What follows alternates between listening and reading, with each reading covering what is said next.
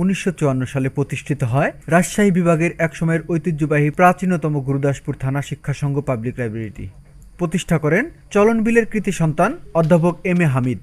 প্রথম দিকে নাটোরের গুরুদাসপুরের চাচকোর বোর্ডের স্কুলের একটি জরাজীর্ণ ঘরে শুরু হয়। পরবর্তীতে সেফাতুল্লাহ তালুকদারের দানকৃত 1.5 বিঘা জমিতে সদস্যদের ও এলাকাবাসীর আর্থিক সাহায্যে 4 কক্ষ বিশিষ্ট একটি লাইব্রেরি ভবন নির্মাণ করা হয়। ভিত্তিপ্রস্তর স্থাপন করেছিলেন রাজশাহী জেলা প্রশাসক হাজী মোখলেসুর রহমান। ভবনের কাজটি শেষ হলে সবার জন্য উন্মুক্ত করা হয় 1963 সালে। পাকিস্তান আমলের রেজিস্ট্রেশন প্রাপ্ত লাইব্রেরিটি দেশ স্বাধীন হওয়াতে রাজশাহীর সমাজকল্যাণ বিভাগীয় হতে রেজিস্ট্রেশন প্রাপ্ত হয় 1972 সালে।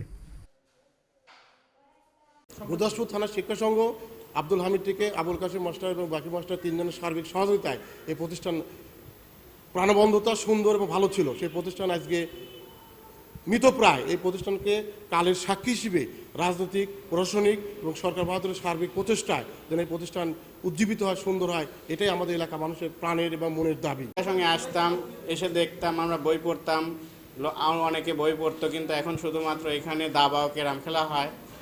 আমরাও ক্যারাম খেলি, কিন্তু এখনও নতুন প্রজন্মের বই সম্বন্ধে কোনো কিছু পাচ্ছে না। একমাত্র প্রধানমন্ত্রীই পারে এই বিষয়ে নতুন প্রজন্মকে আরও সহযোগিতা করতে। এটার জন্য একমাত্র তারই সহযোগিতা কাম্য করছে আমরা সাধারণ জনগণ হিসাবে। বাংলাদেশের স্বাধীনতা অর্জনের পর 1973 সালে রাজশাহী বিভাগীয় সমাজ কল্যাণ অধিদপ্তর থেকে প্রথম রেজিস্ট্রেশন প্রাপ্ত হল গুরুদাসপুর থানা শিক্ষা সংঘ। এই শিক্ষা সংঘ বর্তমান আমাদের অবহেলা, অদক্ষতার কারণে ধ্বংসের সম্মুখীন। প্রিয় উপস্থিতি, শিক্ষা সংঘের অনুরাগী যারা শিক্ষা সংঘকে ভালোবাসে, দীর্ঘদিন যাবৎ আমরা বসার কোনো জায়গা পেলাম না।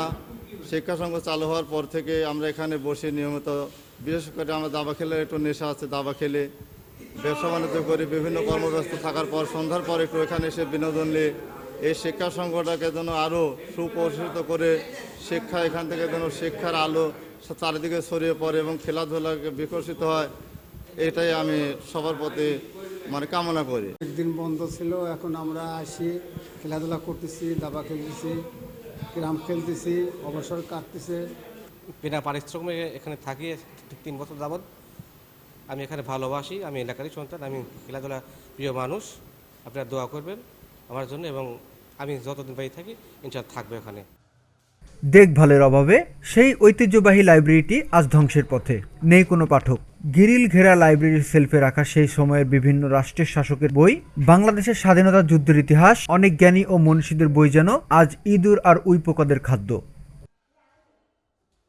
আমি 2022 সালের ফেব্রুয়ারিতে দায়িত্ব নিই। দায়িত্বর আগে আমি মেয়র মহোদয়ের সঙ্গে একটু পরামর্শ করি যে শিক্ষা সংঘটা অবহেলিত। মেয়র মহোদয়ের সঙ্গে পরামর্শ করে 2022 ফেব্রুয়ারিতে দায়িত্ব নেওয়ার পরে আমার নিজের ব্যক্তিগত ফান্ড থেকে শিক্ষা সংঘের সংস্কার করি। শিক্ষা সংঘ সংস্কার করার পরে এখন বর্তমান শিক্ষা সংঘ একটু ডেভেলপ হয়েছে। যেমন আগে কেরাম দাবা কিছুই ছিল না, কিছুই খেলতে পারে নাই। এখন রীতিমতো কেরাম দাবা বিনোদন হয়, পাশে ব্যাডমিন্টন খেলা হয়। এর পাশাপাশি শিক্ষা সংঘের মূল সেটা হচ্ছে পাঠাগার। পাঠাগার সেকশনটা বর্তমান শিক্ষা সংঘের কোনো আর্থিক ফান্ড নেই। আর্থিক ফান্ডটা যদি উপর কর্তৃপক্ষ বা মাননীয় প্রধানমন্ত্রী এটুকু দৃষ্টি দেয়, তাহলে শিক্ষা সংঘের লাইব্রেরি সেকশনটা আরও ডেভেলপ করতে চাই আমি, এটাই আমার কাম্য।